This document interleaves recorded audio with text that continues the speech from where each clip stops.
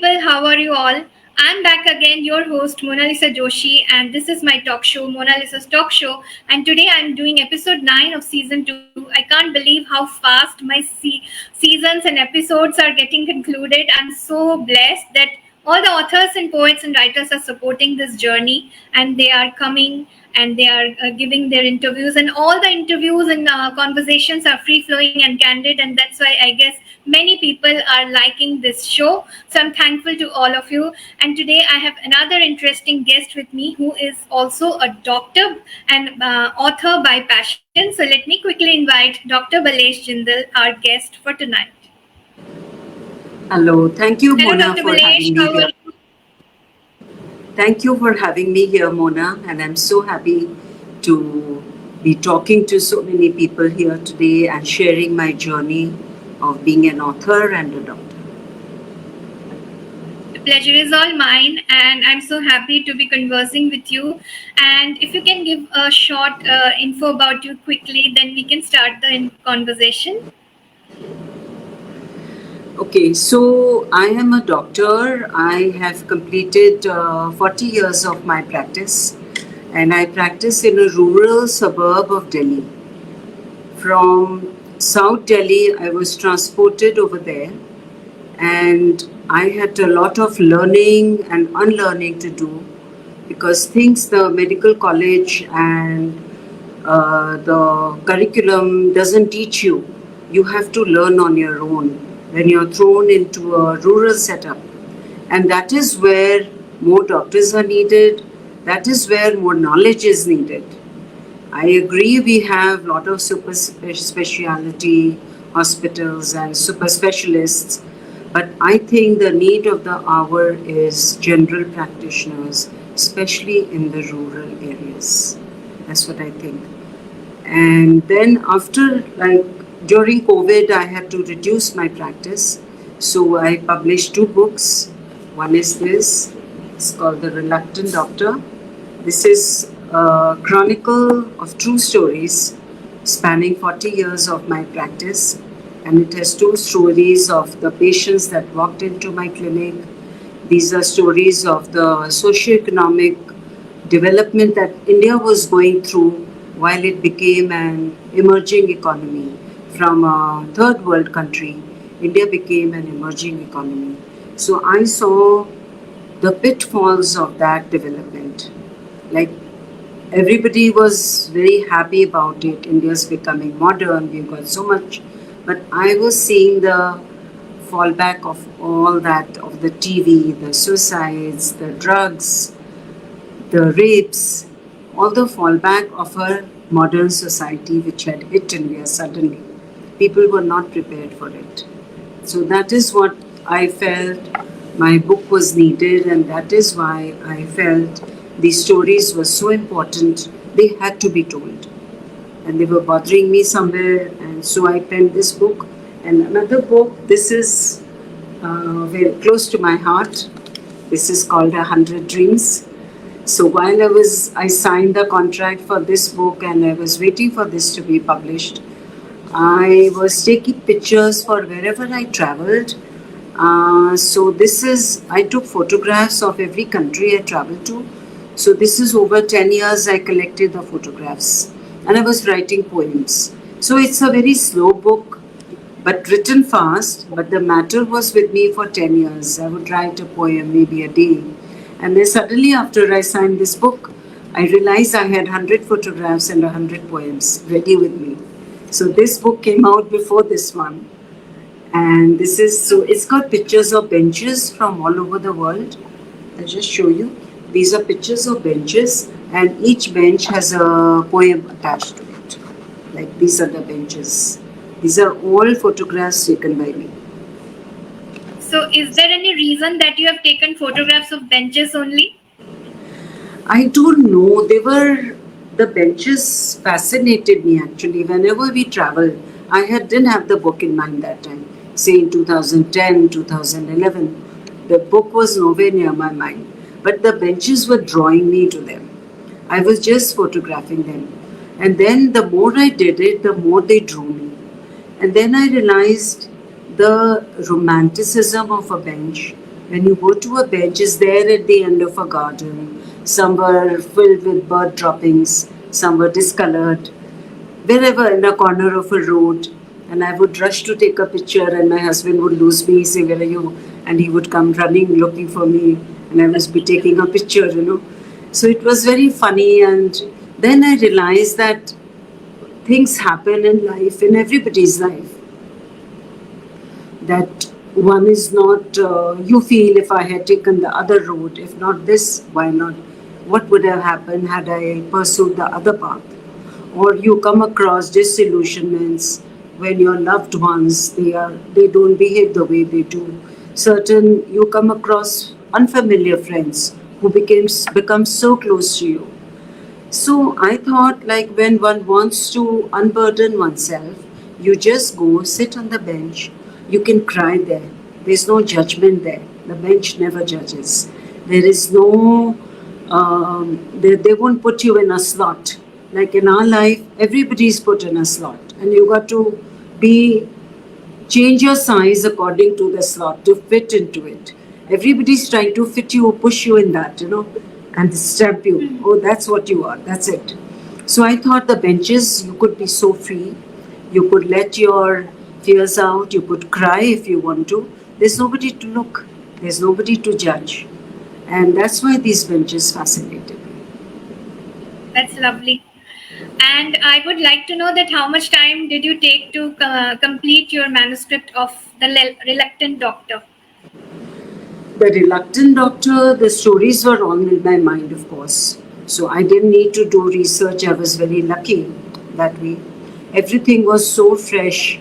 When I started writing, they just came tumbling out, all the stories, because they'd been bothering me. But I still took about a year and a half to write the chapters, and then 6 months for editing. So it took about 2 years. I started in 2020, like March. COVID struck, I think. So I started writing soon after. So before that, you have been writing something else? Like how long it's been like your writing journey started? Or you have been writing from the beginning and now you have compiled them? See, actually, I started writing when I was in 5th standard. So we got, there was an exam, English exam in 5th. That was the time I knew I could write. Otherwise, I didn't know. I was in a convent, and we had these very good nuns, who really appreciated creativity. It was not like you have to write whatever is given in the book or mug up something. So we had a class where a limerick, you know what's a limerick? The 5 line. Yeah. So in that exam, we had to write a limerick. And I was supposed to write 5 lines, and I just couldn't stop. I wrote 20 lines. And I thought I'll fail in that exam. So next week, the nun came. She said, "Who's Balish Jinder? Please come in the front of the class." I thought now she's going to scold me very badly and I'll fail. I know it. And she came. She says, "Here we have a Keats in our class. She's written such a beautiful poem." So I just couldn't stop. It went on and on. And that's what she says, "Balish, you need to continue writing." And I used to keep contributing to, there used to be a magazine called GS, if you remember. GS was, I think you're too young for that. In my time, it was there. It was very popular. It was meant for youth, not a children's magazine. It was midway, like after teens. So then it was coming to our house. I started contributing. Then Children's World used to come. There was a magazine. It was published from where the Dolls Museum is, the Shankar's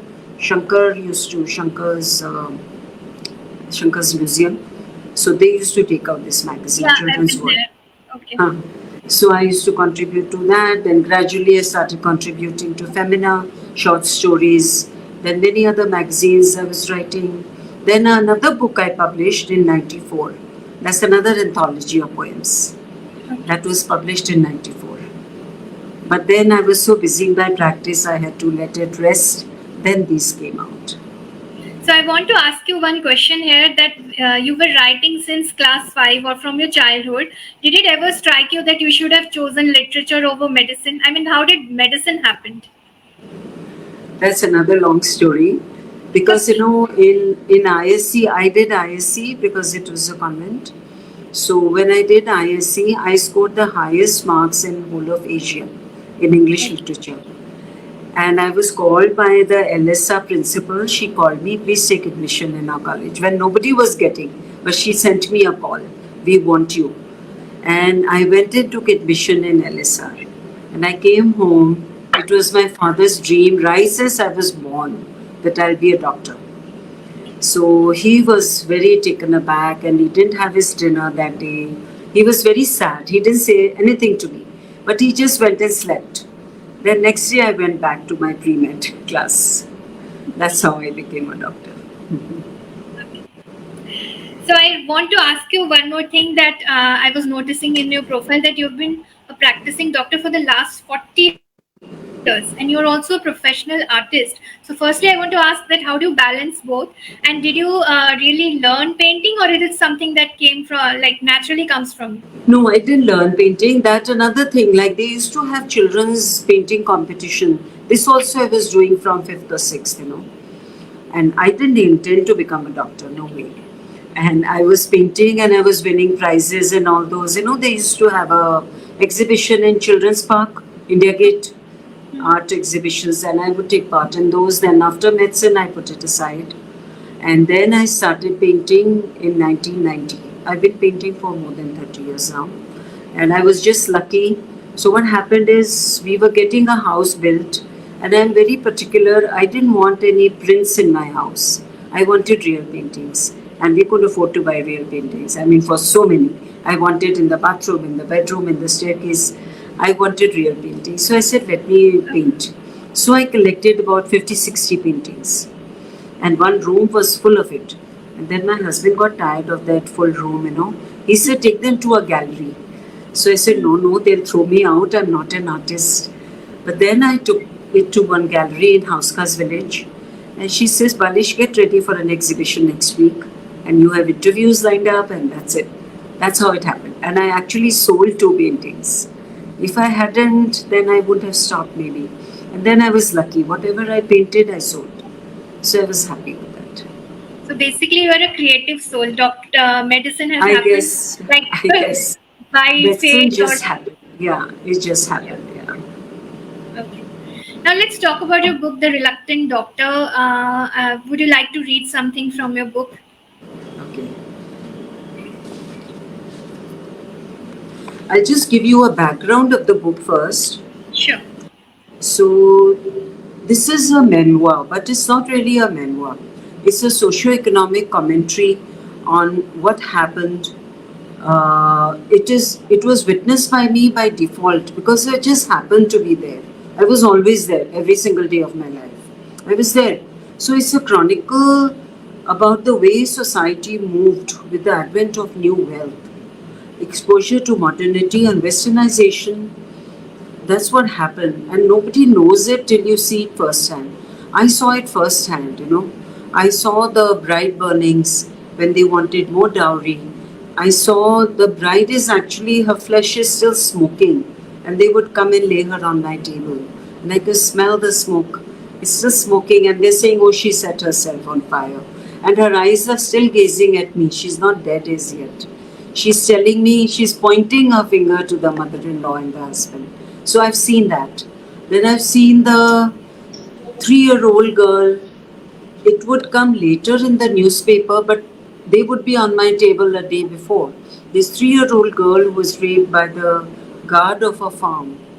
The father brought her. She was hanging limp in his arms. He was crying. He said, have a look. The other guard raped her. She was playing with a ball. And she was lying, and next day I read it in the newspaper. So that is the problem with the GP, that you get to see so much of real life that it changes you as a person. And with me, there was a fault in the sense that I internalized everything. Like I would not finish it in the clinic, and that picture would go in my mind, and I would stay awake at night. So all these stories, they get me awake, and I really internalize everything, everybody's pain. That's my problem, which is not too good, I'm sure, but that's a problem. So I'll read out This is a slightly funny because I was thrown into a rural background. So I said, the patients who came, their metaphors and similes were ingenuous and confounded me at first. Later, I learned to decipher their lingo. They were village folks, so their diseases came with rustic descriptions. They weren't mentioned in any of the medical books I had read. They would say, my head is churning like a ball of butter. And I look at them. This was a bit dicey, as it could be dizziness due to vertigo or purely psychosomatic. Then the other one would say, my leg hurts as if a cow had hit me. Those were their descriptions. Of course, this meant it was severe in intensity, had to be muscular spasm or osteoarthritis. The other lady would come and say, I had a lot of makki roti last night and my stomach feels like a balloon. So, obvious interpretation is gastritis. Then other one comes, my skin is crawling with tiny worms. I think it's my net. Then, so these were the difference. I mean, they would come, my body is aching as if I was beaten by 10 men, all in Hindi and Haryanvi lingo. So it takes time to understand the lingo too. So that was the thing. And because during milking of the cow, it was not uncommon for the cow to act up and deliver a fine cake to the person sitting under. If someone's daughter-in-law visited me for pain in the abdomen, which seemed to have no origin and did not fit into any of my diagnoses, I knew her problem could be related to back-breaking cattle work. Because cattle work is very intensive. It means first bathe starts with right in the morning, bathing the cow, feeding it, milking it. And then they have to collect the dung, cow dung, make those dung cakes, dry them outside because that burns your fire in the kitchen. So it's a whole day's work. And then the fodder that they have the women have to go to the farm every day, the land, cut the grass and things. Then it has to be cut in a machine to make it small particles. So it's the whole family is involved. And then the milk is another story. They have to churn the milk. Milk is divided into various parts. First, the mother-in-law will divide the milk, the child, the pregnant woman, the men have more, the daughter-in-law has the least. That's understood. So, first the drinking milk is taken out, then the rest which is left, they don't sell generally. Then they make curd out of it.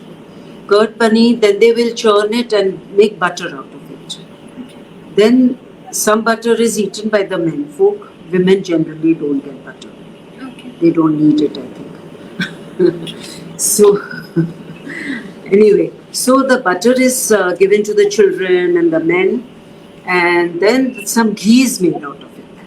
The ghee the pregnant woman gets, that she gets. And especially when she gets a male child, she gets a lot of it. And rural life from quite close. Yeah. So I know all the divisions of everything. So do you miss being there? I still go. I'm practicing. Okay, still. Okay, that's nice.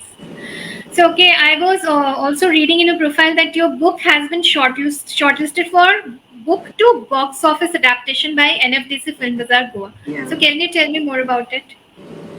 It was a big surprise. I just received an email. In fact, like being a doctor, you don't know much about the rest of the world, I didn't know what is NFDC. I mean, that's my ignorance, definitely. I'm sure the whole world knew. So I thought it is just a mail. So I told somebody, I'll send you, you go, you take my book. Because I was feeling too lazy to go. I didn't even know what it meant. Then I called up a friend. She's in Bombay. She knows a bit more than me. So she told me, NFDC, gosh, that's such a big body. And it's so prestigious. I said, no, I don't want to stand in a crowd and pitch my book and sell myself. I can't do that. She said, no, you have to go. You'll be respected. And you'll have designated chairs, So I went. And it was such a good experience. It was wonderful. There were more than 50 producers we could talk directly to from Bombay. Like there was even Anurag Kashyap. It was a proper film bazaar, where new films were being sold, films which had never seen the light of day. They sell over there. Same as with the books, we had a designated place where the producers who were looking for scripts, they came there. We had to pitch our books. And the best part was that these writers, the screenwriters, the famous ones, people who had written the Gangubai script, she was there. And a lot of famous other people came too, you know. And then they came and taught us how to write a pitch. And they listened to us and corrected our faults. That was the best part. So I learned to perfect my pitch, how to pitch it to people. I learned all that. And then the people, I got one interest from there, but the other interest was from here only. She lives here. She's a very famous producer. She's done a very well-known film. I can't name it right now because she's told me not to. Okay. And she wanted the whole book. She wanted to make it a multi-season web series because the book has a lot of material. It's a 40-year journey. So she says, I will go in the side, your life, I'll go into so many other side plots, She says, I can make at least 40, 50 episodes in it. So she Wonderful. wanted, so let's see. That's wonderful. Wow. Congratulations. Thank you. Now, you have also disclosed that there are 2 books in the pipeline. I would Yes. like to know that are these books all fiction based, and when are you planning to release them? See, Mona, the thing is, I feel the line between fiction and non-fiction is very blurred. And I am the one person who cannot demarcate that line. For me, it is very difficult to stay in one slot. For me, most of my even fiction, because what happened when I wrote this, there were too many people judging me as a person. I got so many calls, I didn't know you were going through this. Why didn't you tell us? They were I felt my life was being ripped apart and analyzed.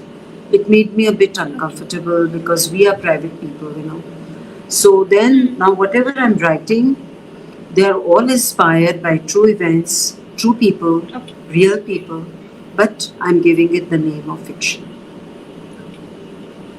That's, I think, understandable, because I think when women write and they tend to create something like, if they try to give out the reality, they are always judged. That's how Always society judge. has always been. Yes, yes.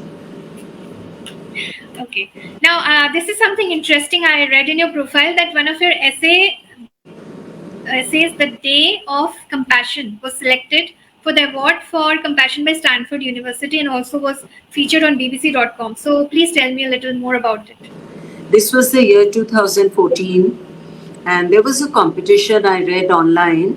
They said you will be invited to Stanford if you win this. And it was an essay that you have to spend one day, 24 hours, in as compassionate way as possible. I could not think of any, and my daughter, we both were lying on the bed just chatting around. And I read it, and my daughter jumped at it. I didn't give it much importance. She said, Mama, you write about it. She said, you always wanted to go abroad. You always wanted to visit Stanford. You write an essay. I said, no, look at me, a small clinic, a small doctor in a small country. Who will ever read my essay? She said, just write it, Mama, do it. So I said, okay, let's do. I'm not losing anything, And then I thought about it. So one thing had been troubling me for many years. When these young girls as young as 1 year old, 9 months old, and they were brought to me and I knew they had been abused. And they were abused by people from the family. Cousins, uncles, sometimes fathers, grandfathers. They were abused by them. Unmarried young girls. So it was and I didn't know what to do about it because I didn't have the validation. The parents would not listen to me. They said, oh, Dr. Sahab, aap jhoot bol rahe ho. No, I didn't know what to do. So I wrote what I did. I went to a government school which is right next to my clinic. It's a very large government girls' school. So I went there, told the principal, I just need to give them a talk about good touch and bad touch. And can you give me girls from 6th standard onwards? Because then they start understanding. 6th, 7th, 8th, 9th, 10th. So I had about 2,000 girls. They didn't have a room big enough.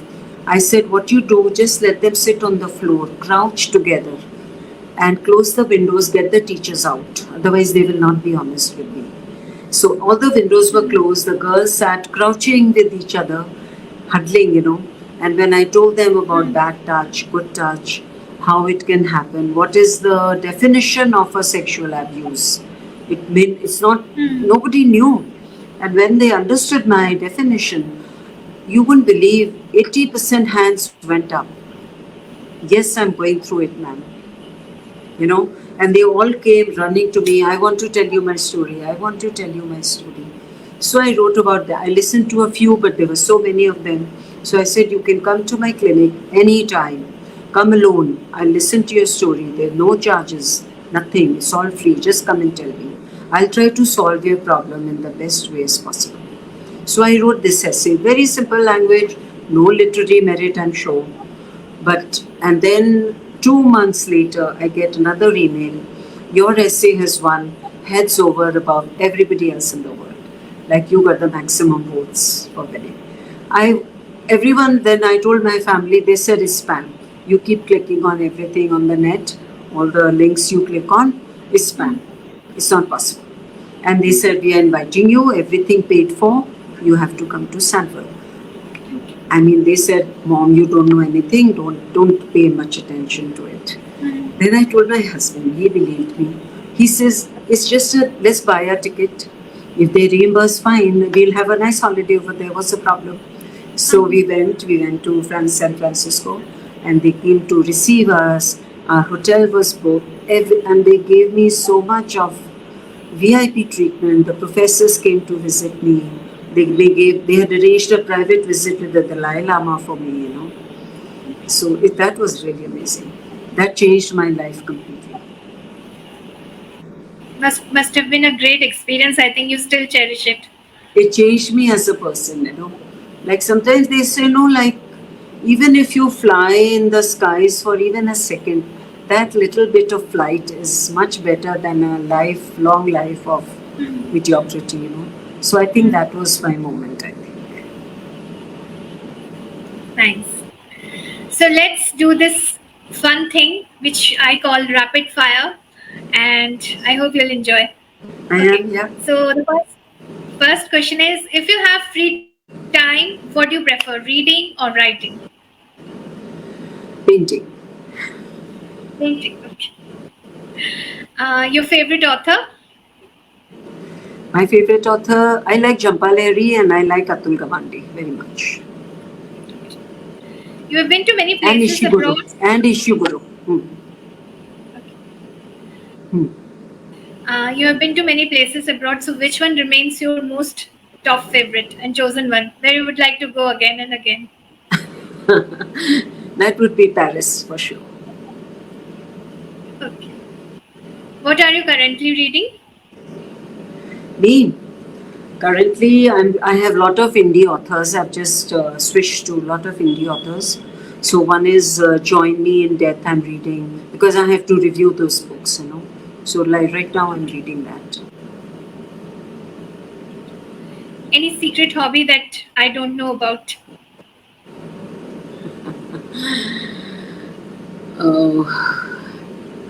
Secret hobby. I think 3 things you know already. Secret hobby, I'm a wine enthusiast. And I like to try new wines, and I would say I love trying them, and I like going to the wine tours, which we both enjoy as a couple. We enjoy it as a couple. I think you should write something on wine as well. Your memories, your collection of wine. I've written poems in it on that. I've written poems in The 100 Dreams. Okay. What do you like and hate in people? At this age, Mona, I have learned to accept imperfectness. I don't expect anybody to be perfect. I've kind of matured a lot in the last 4 years, I would say. And accepting. In fact, I'm a kind of person, I gravitate towards an underlier, outlier, underdog. I find the more broken a person is, the more wounded, the more beautiful he becomes. So I'm trying to accept things I didn't like earlier. That's a nice thing you have said. I'll keep it in my mind. And any of your poems you wish to read from your coffee table book? Okay. So I'll read a wine poem only for you. Sure. Let me see if I find it. It's difficult to find.